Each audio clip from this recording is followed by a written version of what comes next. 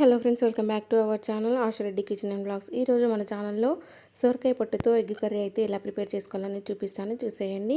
First అయితే ఇలా ఒక కడాయి పెట్టుకుని అందులో కొంచెం ఆయిల్, జీలకర్ర, అలాగే పచ్చిమిర్చి, ఆనియన్స్ వేసుకొని ఆనియన్ కూడా మొత్తం ఫ్రై అయ్యేదాకా ఫ్రై చేసుకోవాలి. ఇందులో కొంచెం సాల్ట్ అయితే ఇప్పుడే వేస్తున్నాను, తొందరగా ఆనియన్స్ కుక్ అవ్వడానికి. ఆనియన్స్ వేసుకొని ఆనియన్స్ మంచిగా ఫ్రై అయిన తర్వాత కొంచెం పసుపు యాడ్ చేసుకొని పసుపు కూడా కలుపుకొని అందులో కొంచెం అల్లం వెల్లుల్లి పేస్ట్ వేసి ఇదంతా కలిసేలా కలుపుకొని ఇదంతా కూడా మంచిగా వేగిన తర్వాత మనం ముందుగా కడిగి పెట్టుకున్న సొరకాయ పొట్టు ఉంటుంది కదా, అదైతే వేసుకోవాలి. అది వేసుకొని ఇదంతా కూడా పచ్చివాసన పోయేంతవరకు అయితే మంచిగా ఫ్రై చేసుకోవాలి. పచ్చివాసన పోతేనే బాగుంటుంది అన్నమాట. ఇలా మధ్య మధ్యలో కలుపుకుంటూ పచ్చివాసన పోయేంతవరకు అయితే ఫ్రై చేసుకొని ఇందులో కొంచెం కారం, అలాగే కొంచెం గరం మసాలా యాడ్ చేసుకొని ఇదంతా కూడా కలిసేలాగా కలుపుకోవాలి.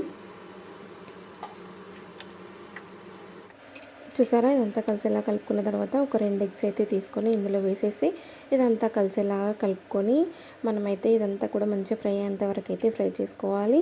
మనకు కర్రీ నుంచి ఆయిల్ సపరేట్ అయ్యేంత వరకు అయితే కుక్ చేసుకోవాలన్నమాట. ఇలా ఎగ్స్ వేసేసి అంతా కూడా కలిసేలాగా కలుపుకున్న తర్వాత ఒక 5 నిమిషాలు అయితే మళ్ళీ మగ్గించుకోవాలి.